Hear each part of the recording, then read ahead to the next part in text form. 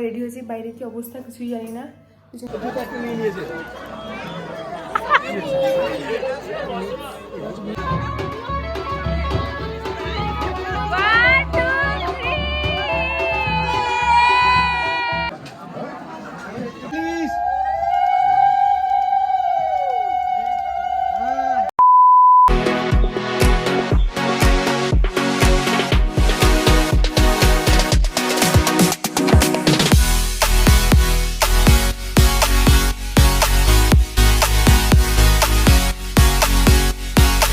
High everyone, welcome back to my channel. My name is Anindita. আর আজকে আমার দাদার বিয়ে।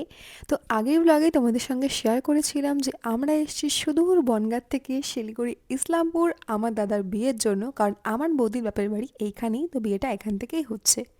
তো সারা রাত বাস জার্নি করার পর অনেকটা টায়ার্ড হয়ে গেছিলাম, তারপরে একটু রেস্ট নিয়ে এখন আমি আর আমার বোন বেরিয়েছি একটু মার্কেটে। আমার বোন রাতে পরার জন্য মাথায় দেওয়ার কিছু ফুল খুঁজছে, আর আমি খুঁজছি যে আমার জুতোটা কোথায় ঠিক করানো যায় কি না। অ্যাকচুয়ালি বাসে ওঠার আগে কারোর একটা পায়ে পাড়া লেগে আমার জুতোটা অনেকটা ছিঁড়ে যায়। আর এই স্যান্ডেলটা ভীষণ কমফোর্টেবল, আমি আমার হিলের ব্যাকআপে এটাই নিয়ে এসেছি। হিল পরে পা ব্যথা হয়ে গেলে আমি এটাই পরবো, তো এটাই না অনেকটা ছিঁড়ে গেছে।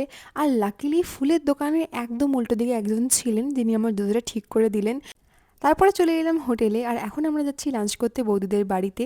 ব্রেকফাস্ট করতেও সবাই সেখানেই গেছিলো, শুধু আমি আর আমার বোন যেতে পারিনি। বোন গেছিলো জেঠু বাড়িতে সরস্বতী পুজোর অঞ্জলি দিতে, আর আমি একটু ঘুমাচ্ছিলাম, ভীষণ টায়ার্ড হয়ে গেছিলাম ওই জন্যই আর কি।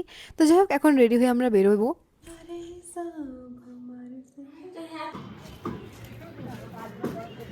এমন বিয়ে বাড়ি আমি কোনোদিনও দেখিনি যে বরযাত্রী দুপুরবেলা সেখানে যায় লাঞ্চ করতে বল।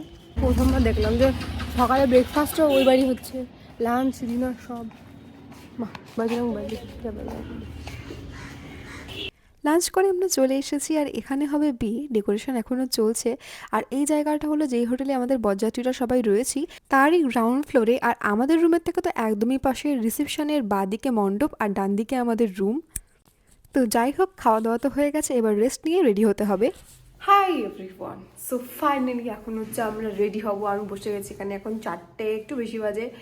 আর ফাইনালি সেই মোমেন্ট যখন আমি আমার দাদার বিয়ের জন্য রেডি হচ্ছি।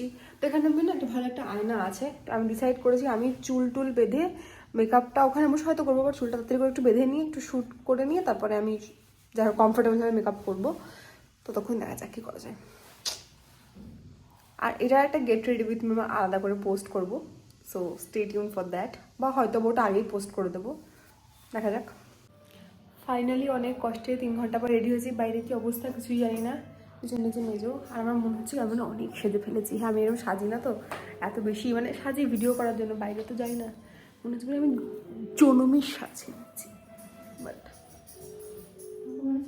শাড়িটাও আজকে একা একাই পরেছি, মেকআপও একা একা করেছি, যা হয়েছে তাই। আমি বলেছিলাম মেজোকে শাড়িটা 8 পৌড়ি করে পরতে, ঠিক আছে, তারপরে বিছা পরতে, তাহলে সুন্দর লাগতো। বাট ওর এরকম পছন্দ, ঠিক আছে, তার যেমন পছন্দ। মেকআপ লুকটা তোমাদের একটু ভালোভাবে কাছ থেকে দেখাচ্ছি।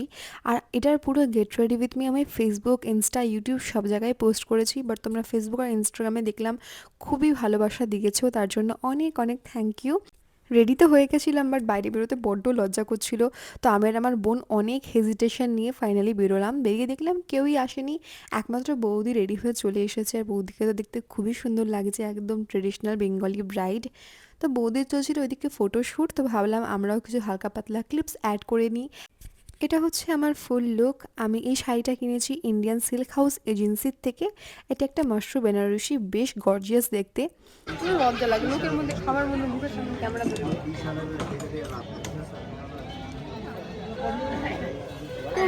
লজ্জা।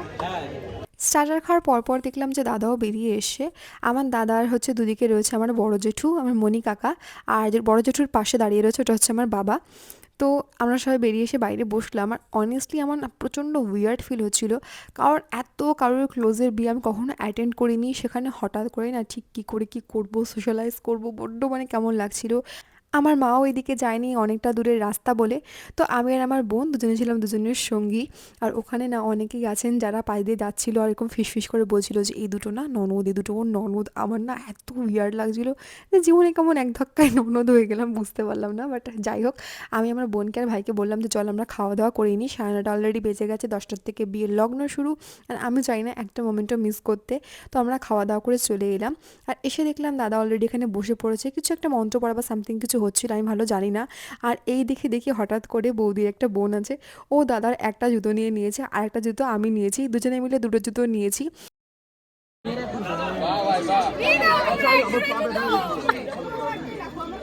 আচ্ছা ঠিক আছে, আমারটা আমারটা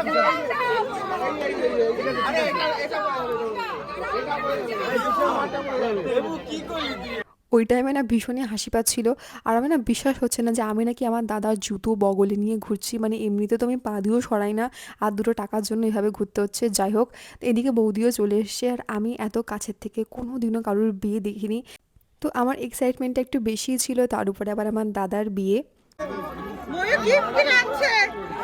দেবাদা দেবাদা পুরো হোয়াইটটা নাও, পুরো এই দেখো পুরো মালাটা আগে পরাতো তো সামনে সামনে কেউ নয় কিন্তু আগে কি করবো? আগে ফুল ফুল ফুল কোথায় গেছে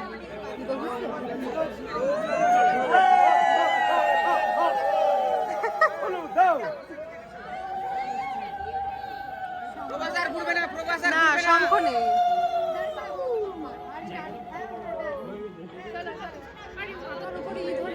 কি ধরে অনেকটাই ফুল আছে তো চলো এই জায়গাটা দাঁড়া দাঁড়া আমি দিচ্ছি হাতে দাঁড়া দাঁড়া পড়বি না আয় শুনতো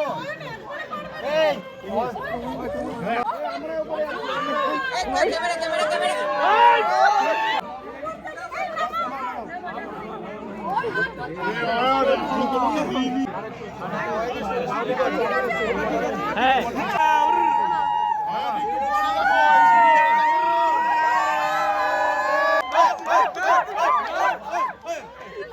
শ্বশুর বাড়ি এই মালা মালা করছে তাহলে হবে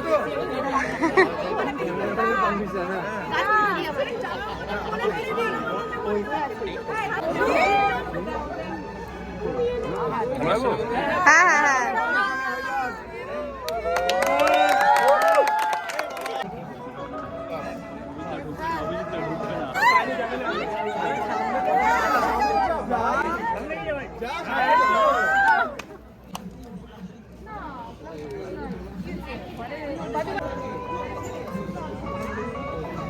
তো এখানে বিয়ের কিছুটা হাফ রিচুয়ালস হয়েছিল, এর মধ্যে বেজে গেছিলো 12টা। আর এইদিকে ঠান্ডাটা তো একটু বেশিই ছিল, আমার ভীষণ শীত করছিল, আমার মনে হচ্ছিল জাস্ট আমি গিয়ে চেঞ্জ করে আসতে পারলে বাঁচি। বাট বসেছিলাম তাও যে যদি কিছু বিয়ের এখনও বাকি থাকে, আর মানে অবশ্যই বাকি তো আছেই, বাট তাও একটু ততক্ষণ থাকতে পারবো, তারপরে তো চেঞ্জ করে নিলে ব্যাস হয়েই গেল। ওই জন্য একটু কষ্ট করে হলেও ঠান্ডার মধ্যে বসেছিলাম। আমাদের আবার অনেক সকালে বাস, মোটামুটি 6টা 6:30টার মধ্যে। তো এই রাত জেগে জানি না কী করব। তো এখানে ওরাও বসে পড়েছে, ওদের কিছু ফটোশ্যুট হচ্ছে, কিছু টুকটাক এদিক ওদিকের মন্ত্র পড়া হচ্ছিল তখনও। এখন সবে বিয়ে হলো, এখনও বাসি বিয়ে বাকি। আর আমরা খুব টায়ার্ড, মানে ভীষণ টায়ার্ড, এত সেজে গুজে বসে। আমার এই শাড়িটার কালার যদি লাল হতো তাহলে পুরো আমাকে বউ বউ লাগতো লিটারালি। বাট আমার ভীষণ কষ্ট হচ্ছে এখন, আমি জাস্ট কোনো মতে চাইলে সিঁদুর দানটা দেখে টেকে আমি চেঞ্জ করে নিতে, কারণ এভাবে বসে থাকা যাচ্ছে না, মানে লিটারালি বসে থাকা যাচ্ছে না, এত কষ্ট হচ্ছে।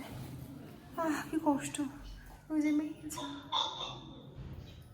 আমি বললাম যে সিঁদুর দান অবধি ওয়েট করবো, বাট আমি না এর পরেই চেঞ্জ করে নিয়েছিলাম, কারণ আমাদের ব্যাগটাও গোছাতে হতো, সকালবেলা উঠে অত তাড়াতাড়ি এত কিছু করতে পারতাম না। আর এখানে এখন মুখ বেঁকে বেঁকে কথা বলছিলাম, কারণ বোনের সঙ্গে আমি ঝগড়া করছিলাম ওই জন্য। তো যাই হোক, আবার পৌঁছালাম। আর এতক্ষণে আমি চেঞ্জ করে একদম নর্মাল ড্রেস, মানে যেটা পরে বাসে এসেছি, আমি আর আমার বোন দুজনেই চেঞ্জ করে নিয়েছি, কারণ হাফের বেশি গেস্ট তো চলে গেছে অফকোর্স, তো আমরা দুজনেই ছিলাম ওখানে। আর আমি যা শ্যুট করছিলাম, বিয়ে দেখছিলাম অ্যান্ড রিল্যাক্স করছিলাম, আর কিছুই না। আমারও ডান পা ওর বাবা বললো তো করে নিতে হবে না নিজে নিজে যাবে দেখি সবটা ওটা সাইড করো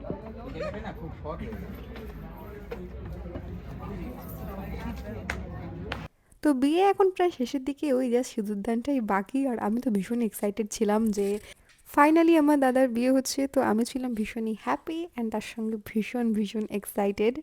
আচ্ছা আমরা হ্যাঁ কি না বলবো যে আচ্ছা না দেখতেই তো করাবে আচ্ছা আমরা বলে দিব যে ঠিক জায়গায় হচ্ছে কিনা একটু ডান দিক একটু বাঁ দিক এরকম বলবো আমরা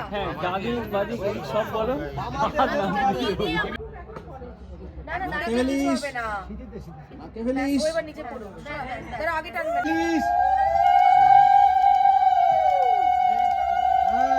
এই সাইডে এই সাইডে গিয়ে আছে এই সাইডে গিয়ে আছে গুড গুড দারুণ দারুণ আরো না বলে রাখতে পারবি ছবি তোলে এবার এই হাতটা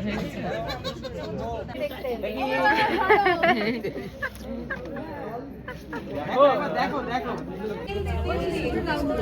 After a look of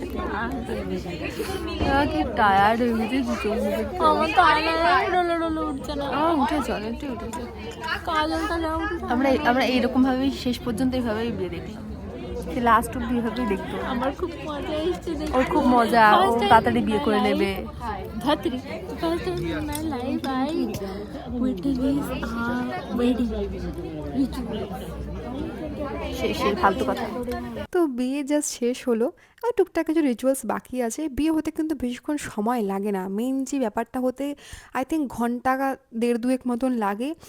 এই ঘন্টা দেড় দুয়েকের জন্য এত দিনের প্রিপারেশান, এত দিনের তোড়জোড়, অ্যান্ড ফাইনালি সব কিছু ভালোভাবে হচ্ছে ঠাকুরের আশীর্বাদে। এতেই আমি ভীষণ ভীষণ হ্যাপি। সো ফাইনালি ওরা ঠাকুরমশাইয়ের আশীর্বাদ নিচ্ছিল, আর যে যে ছিল বড়রা সবার আশীর্বাদ নিল।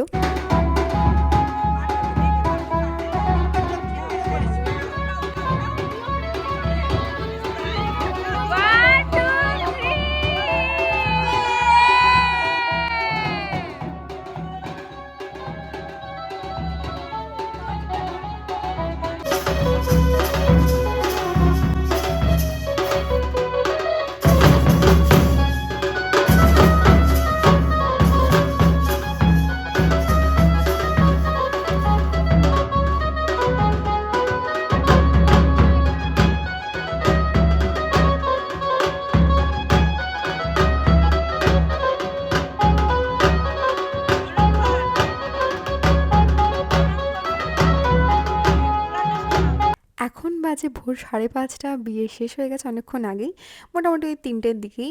তো সবাই এখন গেছে একটু রেস্ট করতে, তারপরে আমরা বেরিয়ে যাব। অনেকটা জার্নি, প্রায় 15 ঘন্টা জার্নি করে বাড়ি পৌঁছাতে হবে আমাদের। বিয়ে করতে যে কী পরিমাণ কষ্ট, বাপরে বাপ, মানে আমি তো এখন দেখে ডাউটে পড়ে গেছি আদৌ কি করব।